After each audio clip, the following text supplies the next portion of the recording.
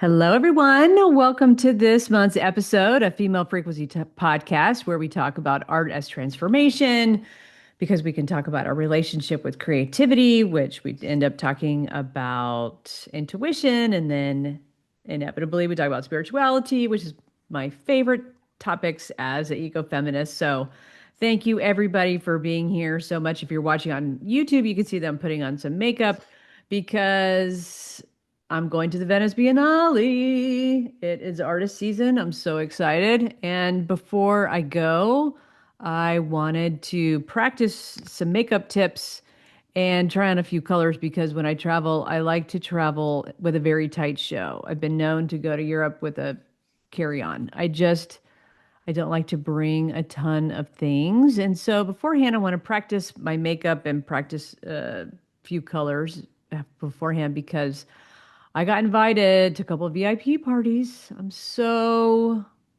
happy about it. I'm stoked and I just feel a lot of feels. I'm so grateful. I'm so happy. So thank you, Chihuly Studio, for inviting me over to Chihuly over Venice to celebrate the 30th anniversary of Dale Chihuly over Venice. Huge, huge event for the studio glass movement as a whole and all the other parties getting ready for Venice Biennale. Um, I want to say thank you to everybody that have been here from day one and all those who are just joining me for the very first time here today, and all of us helping this community as we talk about art as transformation. It is filling my heart and really filling the airways with what the planet needs right now. So the next storytellers know that they can do it too. And I want to just give everybody a huge bouquet of flowers. Thank you so much. Thank you, thank you, thank you. And thank you to everybody that was sending me some DMs and some really good feedback on that Instagram reel that I did about like what the 90s were for me or what I was doing, because that inspired me to do today's episode. I want to give you a little bit more about my career, to share a little bit more about me, because the 90s for me specifically were amazing and I was living with my heart on fire.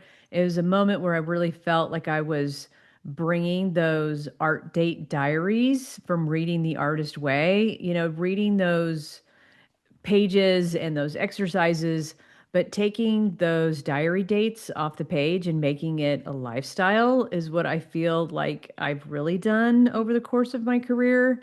Because I can tell you that I've been museum curator, I can tell you I've been gallery director and program director, but these are just like categories on LinkedIn. They don't really tell you what I do. My favorite way to tell you what I do is that I work with frequencies. I don't see art as an object. I see art for what it does. I see it for its transformation. I see art as frequency.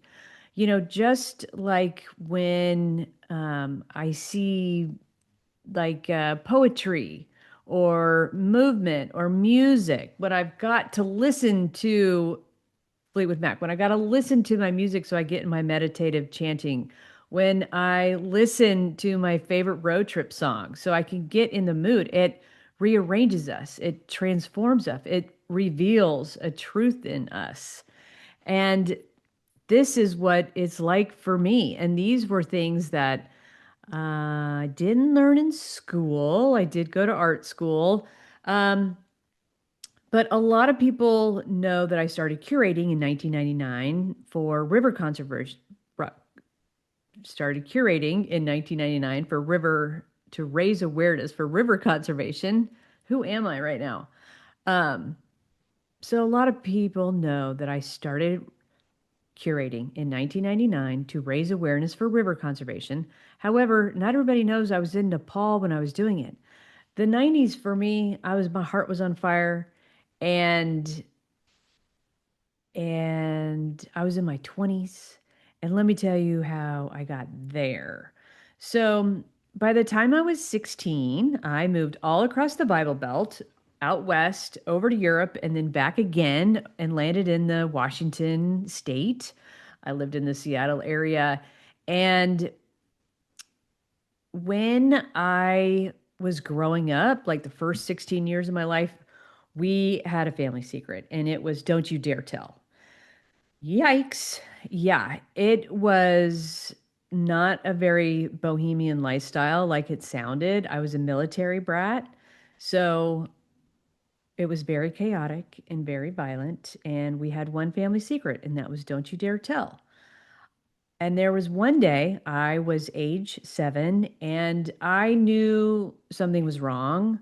I knew that because I couldn't express myself, that I was being silenced.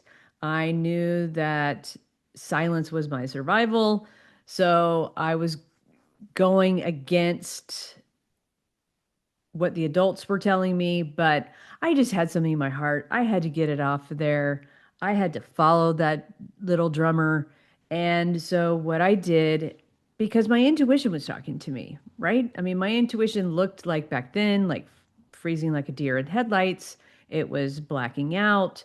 And so what I did is I listened to that and I decided to pack my courage and put it in my pocket and tell my mom that I was being sexually abused. Now, I was age 7. This didn't really go according to plan.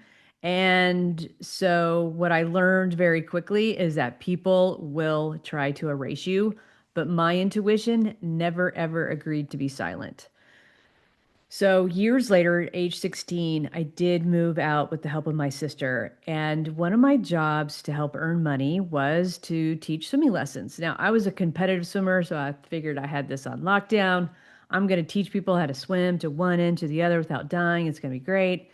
Well, what I quickly learned is that I wasn't only teaching the mechanics of swimming, I was teaching people how to swim in the deep end of their emotions.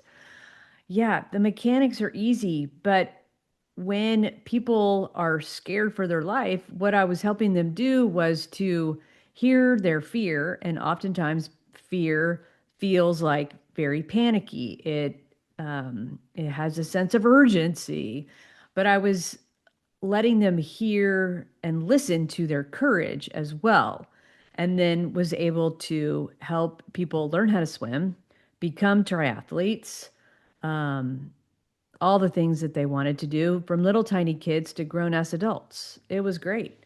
And I continued swimming through college too, met some of the best friends of my life. And also during that time, I went to art school. And wow, if I could tap that art student young lady back then, if I could tap her, my younger self, on the shoulder and tell her, sweetie, you are going to help Dale Chihuly in his career. You are going to help hundreds of artists. You are going to help Judy Chicago one day.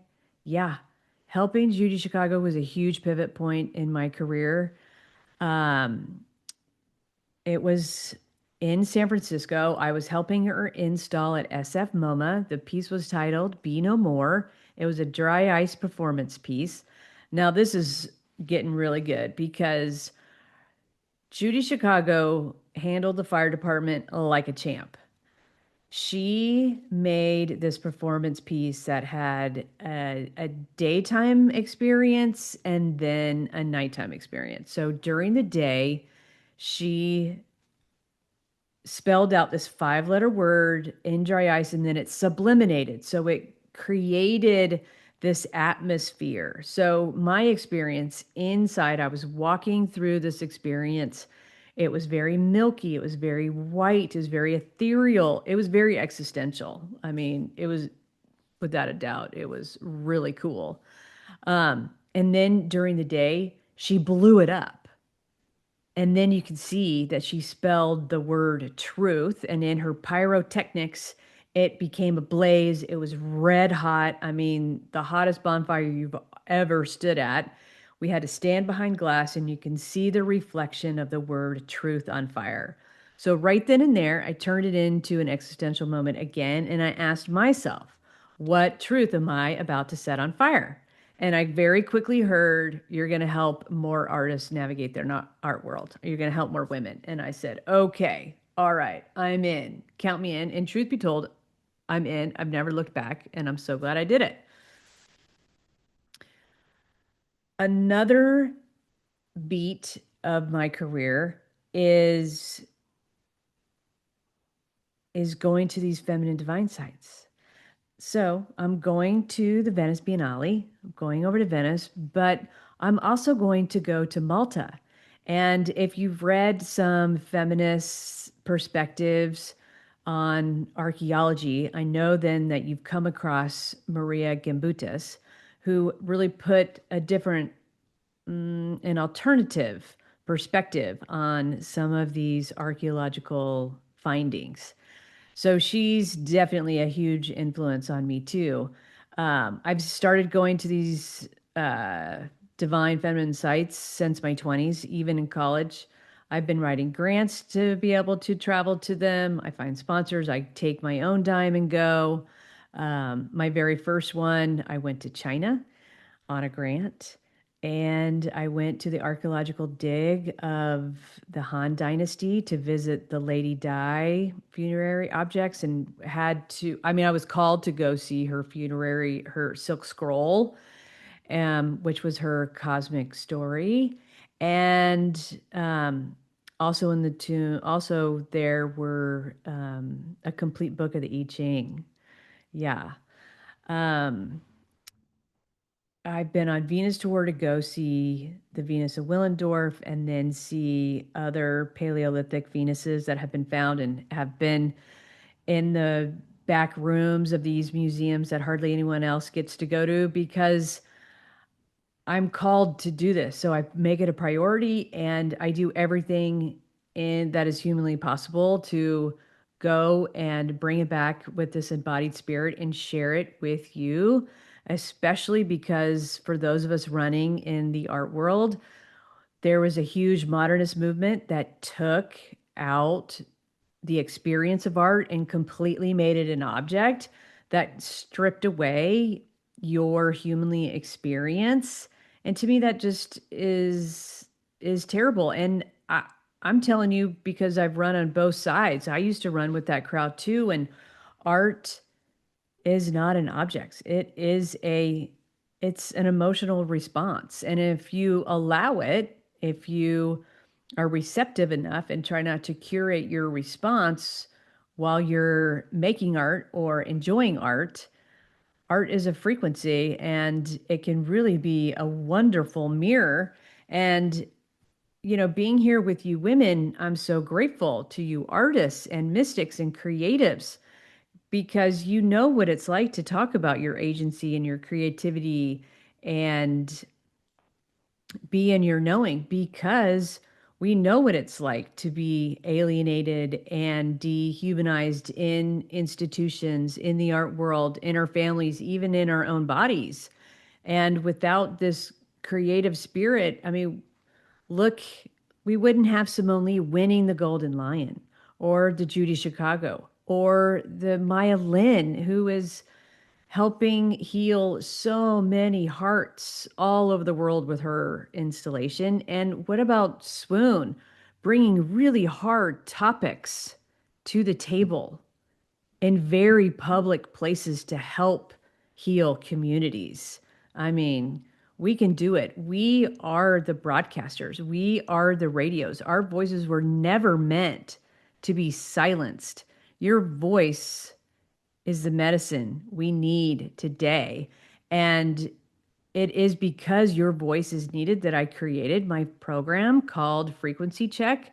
So if you are someone that listens to their intuition, but you need a guide that's been there in the art world to help you with your next step, I'm here. I'm going to leave all of the details on my website, and I hope you take advantage of it.